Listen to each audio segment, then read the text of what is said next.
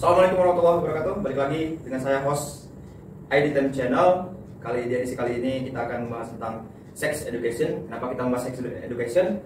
Karena pada hari ini, pada saat ini sedang marak-maraknya isu-isu kekerasan seksual, terutama kekerasan terhadap perempuan, ya kekerasan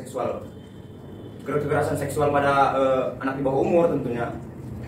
Untuk mengulas isu tersebut, kami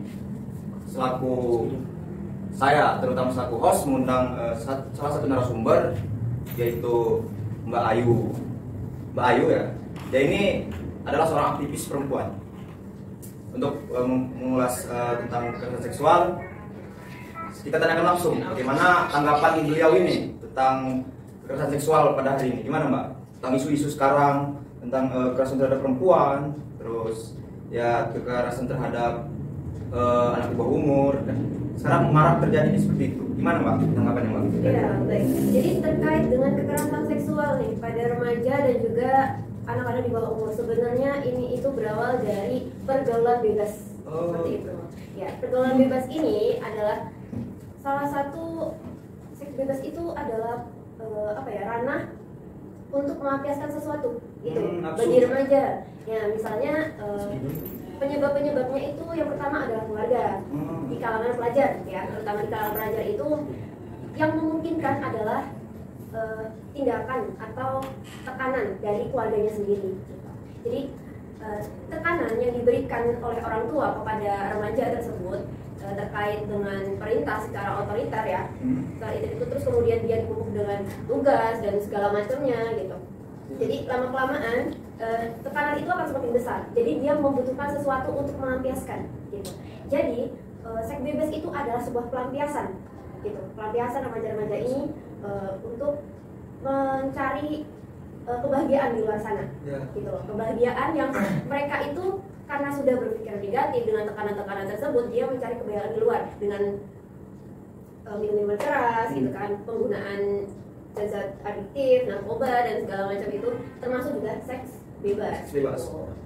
Pelampiasannya sangat negatif gitu menurut saya. Jadi perlu tidak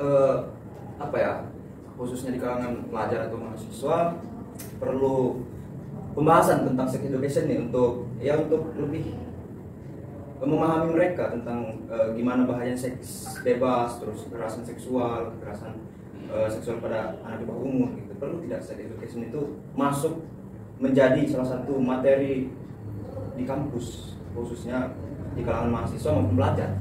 Perlu nggak Mas kira-kira? Sebenarnya untuk sex education itu sangat perlu ya. Ya? Tapi kalau untuk mungkin sebagai materi di kalangan kampus universitas, itu menurut saya lebih cenderung ke kesehatan ya. Fakultas kesehatan mungkin tidak tabu lagi ya dengan seks bebas dan segala macam reproduksi dari situ.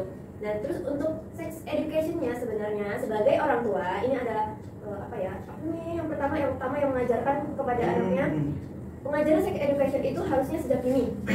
Kenapa sejak dini? Karena di luaran sana ya korbannya sudah dijelaskan ya, korbannya bukan hanya remaja di kalangan pelajar saja, tapi juga di kalangan anak di bawah umur gitu. Mereka dicabuli, diperlakukan yang tidak seharusnya sebagai seorang anak di bawah umur seperti itu. Baik. Apalagi mau tanyain ya? Ya enggak Mbak ini.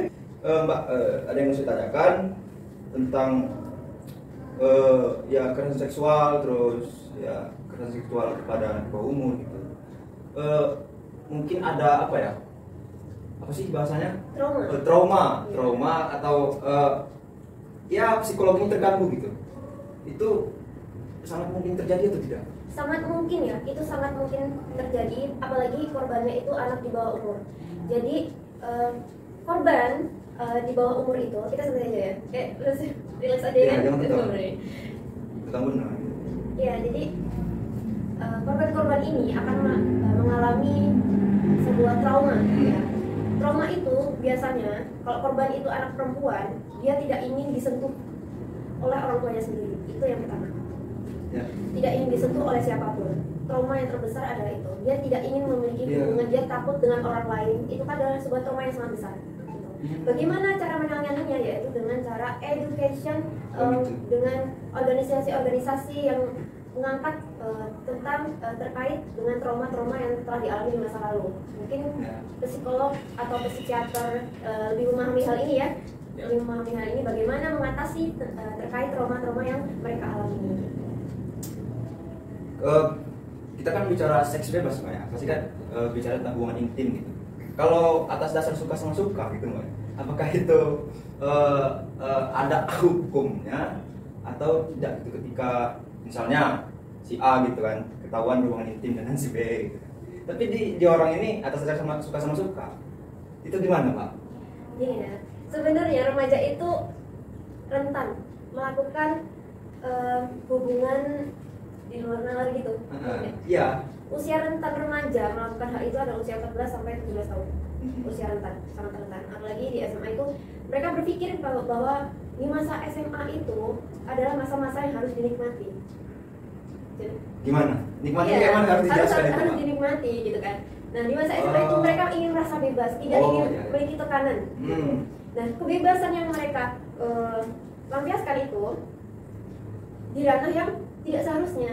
Seharusnya ya remaja-remaja di SMA itu meningkatkan hobi mereka terkait dengan bermusik, melukis atau apa itu terkait hobi lah ya. Itu kan hal yang positif menurut saya. Tapi di kalangan remaja ini kebebasan menurut mereka itu karena penyebabnya itu tadi ketekanan yang terlalu besar, akhirnya mereka mencari kebahagiaan di luar sana dengan yang setidaknya itu menenangkan mereka. Jadi remaja ini mencari sesuatu yang ya tidak sebenarnya minuman itu kan menurut mereka sekali coba nih rasa penasaran ya remaja itu kan rasa penasarannya sangat tinggi ya kan.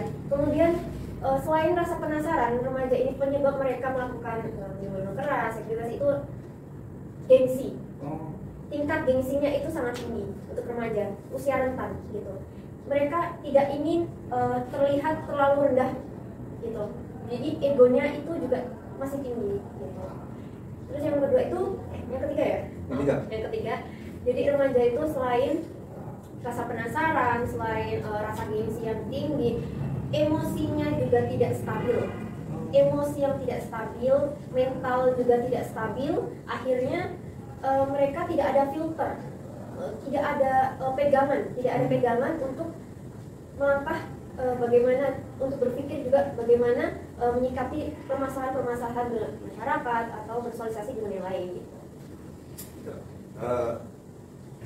Baik Mbak, saya mau bertanya tentang pergaulan bebas. Apa sih penyebab pergaulan Mbak mengenai pergaulan bebas? Bagaimana tanggapan Mbak tentang wanita-wanita atau perempuan-perempuan yang notabene-nya ini apa? Ya mencari nafkah segala macam gitu ya, dengan menjual dirinya gitu di pinggir jalan kan. Gimana tanggapan Mbak tentang wanita-wanita seperti itu? Miris sebenarnya ya. Karena apa?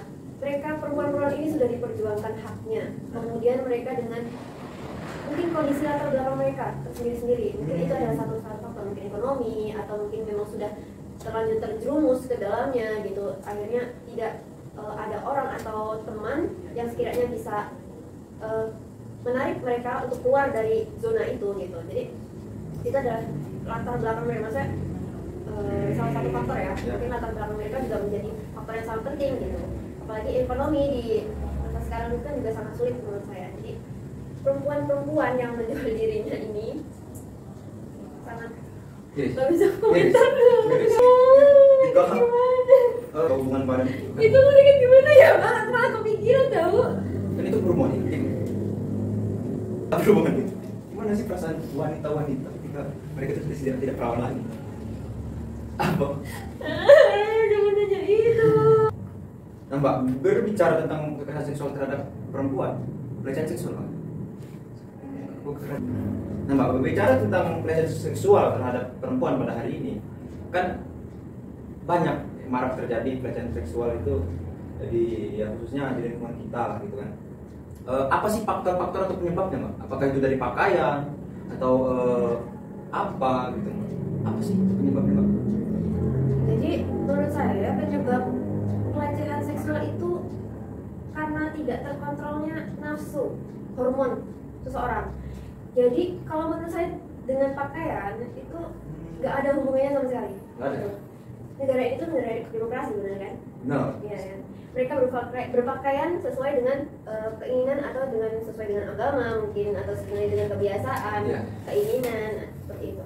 Jadi menurut saya pelecehan seksual itu bersiul saja terhadap misalnya korbannya perempuan, kan? Bersiul saja itu termasuk sudah pelecehan ringan. Terus kemudian untuk pegangan tangan tidak hanya biasa ya pegangan tangannya, tahu kan? Pegangan tangan seperti itu termasuk dengan ranah mengatakan hal yang sesuatu itu di ranah seksual ya, di ranah seksual itu juga termasuk pelecehan seksual. Mengatakan kamu saya cium atau seperti apa itu pelecehan seksual. Berarti orang pacaran kan sering gitu. Benar, banyak banget ya pelajar-pelajar, apalagi bahkan SD ya sudah pacaran. Bahkan mereka padahal tidak tahu ya apa artinya pacaran, pegangan tangan. Yang mereka tahu ya dilihat dari media sosial yang sering mereka tonton nih, ya kan? Yang mereka lihat pegangan tangan, pelukan, kemudian. Tapi nggak hanya pelajar aja, gitu. Benar. Mahasiswa terus bujang-bujang. Iya, makanya itu kan termasuk pelajar ya. Di ranah pendidikan gitu loh, masih belajar di ranah pendidikan, itu masih juga belajar gitu kan. Nah dari kecil itu adalah sebenarnya tanggung jawab orang tua untuk menjaga gitu, untuk memberikan pendidikan yang baik gitu kan. Pendidikan utama itu dilakukan di rumah, benar ya? Nah, jika orang tuanya tidak tahu bagaimana mengarahkan, ya akan lepas seperti itu. Ya, tapi jangan terlalu ditekan, maka mereka akan merasa diotoriter oleh orang tuanya. Maka semakin besar tekanan juga mereka akan ingin selalu bebas di luar, akan merasa nyaman di luar sana gitu. Jadi pelecehan seksual itu tidak melihat dari pakaian mereka. Berhijab, bergamis, tidak memiliki lekuk nih. Tapi memang dasarnya si pelaku ini memiliki hormon yang tinggi di saat itu. Kemungkinan ya memang sudah nyatanya untuk melakukan pelecehan tersebut gitu. Iya. Pastikan yang disalahin masih laki-laki. Ya kan, laki-laki terus kan tentang kasus pelecehan terhadap perempuan itu. Apakah nggak ada pelecehan seksual terhadap laki-laki? Ada, tentu saja ada. Faktornya apa? Jadi pelecehan seksual itu tidak hanya korbannya perempuan, ada juga korbannya itu laki-laki. Beberapa berita pernah saya baca, korban cabul itu adalah di bawah umur itu laki-laki korbannya. Iya, laki-laki. Kemungkinan ketidaksehatan akal ya, menurut saya ketidaksehatan akalnya. Jadi mereka memilih korbannya secara asal gitu, tidak memandang secara jenis biologisnya gitu. Tapi kok kebanyakan ini apa yang diangkat itu kasusnya pelecehan seksual terhadap perempuan? Benar. Iya, itu yang sedang genting-gentingnya gitu kan, terkait kekerasan terhadap perempuan gitu. Tapi sebenarnya yang lebih genting lagi yang tidak disorot itu adalah pelecehan seksual terhadap laki-laki juga gitu kan. Pernah dengar ini kan berita homoseksual LGBT? Ya, LGBT itu tidak semuanya secara sukarelawan ya, laki-laki dan laki-laki mungkin secara sukarelawan itu ingin berbuat seperti itu gitu. Pasti mereka si korban ini ya, si pelaku ini melakukan pelecehan terhadap itu. Kemudian si korban ini mungkin ya lama-kelamaan dari mungkin enakan lah, dinyamankan oleh si pelaku, akhirnya terjerumus ke dalamnya seperti itu. Oke, ya itu tadi Mbak yang saya pertanyakan itu, ya kenapa harus merujuknya yang salah itu laki-laki gitu, yang diangkat kasus ya yang ngelecehin perempuan aja gitu. Laki-lakinya ya yang salah itu laki-laki gitu. Iya, ini terkait apa namanya? Kalau bicara ke sosial di masyarakat ya sebenarnya. Jadi adil itu Mbak, saya kan laki-laki. Iya. Saya juga merasa tidak adil jika perempuan diperlakukan seperti itu, benar kan? Sama-sama merasa tidak adil gitu. Ya kenapa yang diangkat itu kasusnya kebanyakan yang seperti itu? Iya, karena korbannya ya secara persentase yang sudah diprediksi ya, sudah diangkat lah di berita lokal gitu. Lebih banyak korbannya memang perempuan, makanya itu adalah sesuatu yang lebih genting gitu, lebih penting untuk diangkat gitu. Gitu Mbak ya. Bahkan udah diresmikan ya undang-undang tentang undang-undang tentang kekerasan seksual. Udah jadi undang-undang sekarang. Iya, sudah jadi undang-undang. Jadi gini, undang-undang tersebut sebenarnya tidak hanya kekerasan terhadap perempuan saja, kekerasan terhadap anak usia dini di bawah umur, kemudian kekerasan terhadap juga laki-laki juga, tidak hanya perempuan, tidak di undang-undang tersebut tidak hanya membahas tentang kekerasan perempuan saja, mereka mengangkat juga kekerasan terhadap laki-laki karena sadar bahwa tidak hanya perempuan saja yang menjadi korban, kemungkinan perempuan tersebut pelaku. Kemarin kan sempat ada kasus itu Mbak, seorang guru di salah satu instansi pendidikan gitu kan, itu mencabuli 2 orang ini ya, 23 orang muridnya gitu. Ya, benar-benar itu sangat ini sekali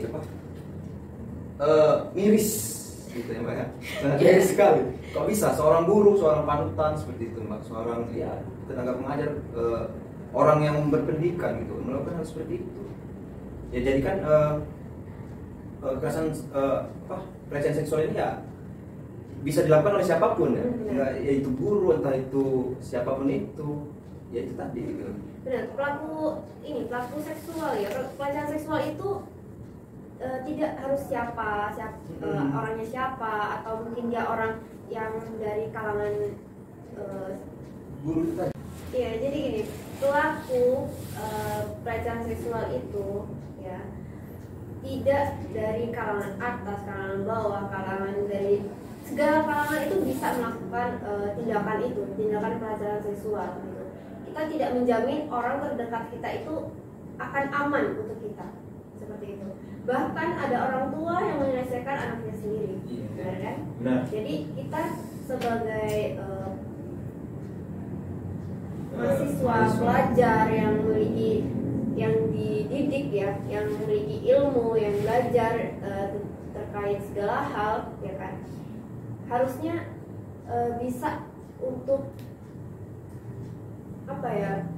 melakukan pencegahannya gitu loh, terkait hal pelecehan tersebut. Yang pertama itu untuk menghindari hal-hal pelecehan itu, sebaiknya organisasi juga hal utama ya untuk dilakukan, organisasi yang sekiranya meretas tindakan pelecehan seksual itu sangat penting untuk, apalagi perempuan ya kan, yang dianggap makhluk lemah lembut, bukan maring suci, makhluk lemah lembut ya, lemah lembut gitu kan, yang dirinya seharusnya memiliki seseorang yang menjadi tamengnya gitu kan.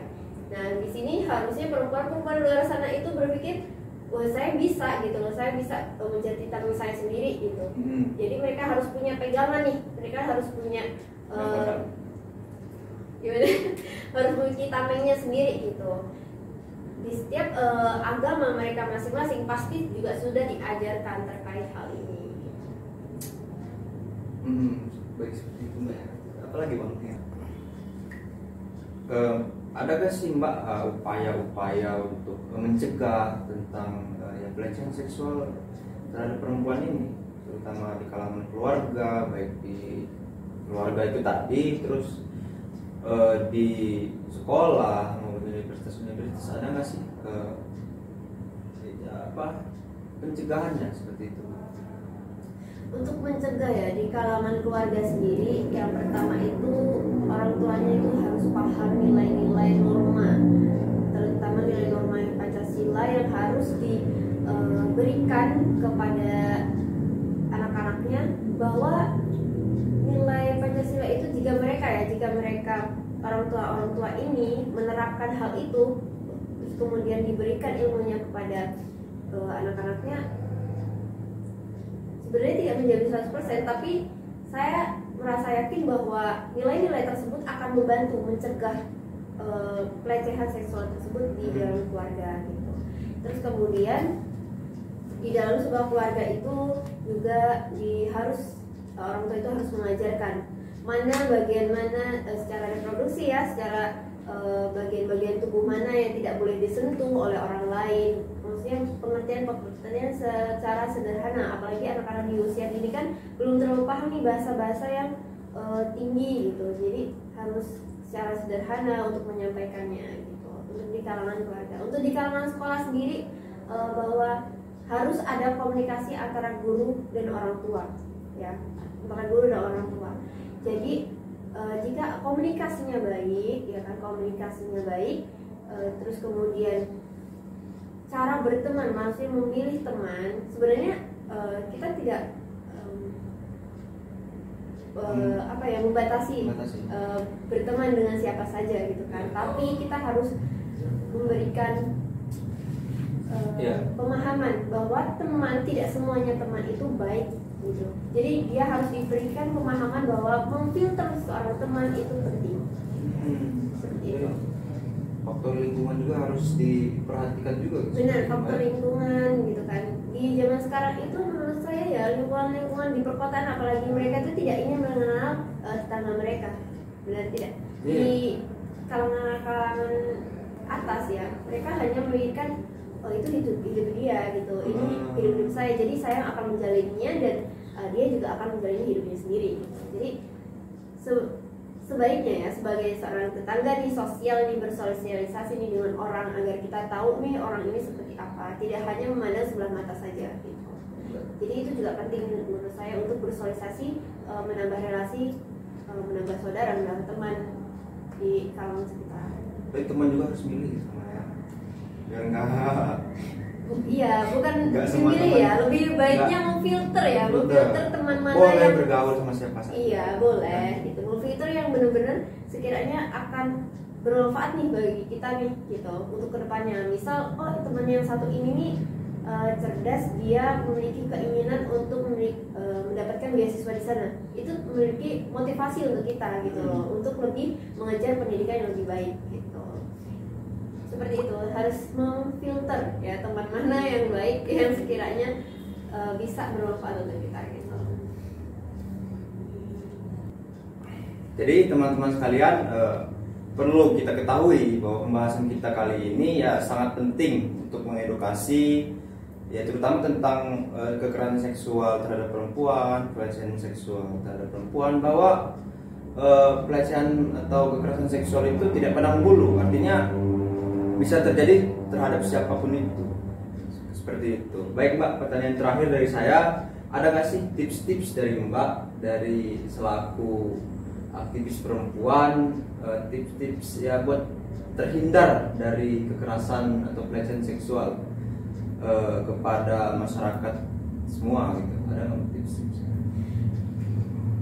Mungkin saya ingin berpesan saja ya untuk orang tua yang di luar sana, bahwa saya mohon untuk mengajarkan anak-anaknya atau remaja-remaja, guru-guru di luar sana mengajarkan pelajar-pelajarnya bagaimana menyuarakan pendapatnya gitu, karena minimnya informasi terkait kekerasan seksual ini karena mereka tidak angkat bicara gitu, karena mereka terlalu merasa bahwa mereka itu sudah gagal gitu bagi keluarga ya, seorang anak nih sudah melakukan hal itu, artinya kepercayaan yang dia orang tua mereka berikan kepada mereka, artinya mereka tuh sudah aku sudah mengecewakan orang tua saya gitu, bagaimana nanti mereka akan menanggapinya gitu, apakah dengan kekerasan, rasa takut terlalu besar itu mereka, jadi suara yang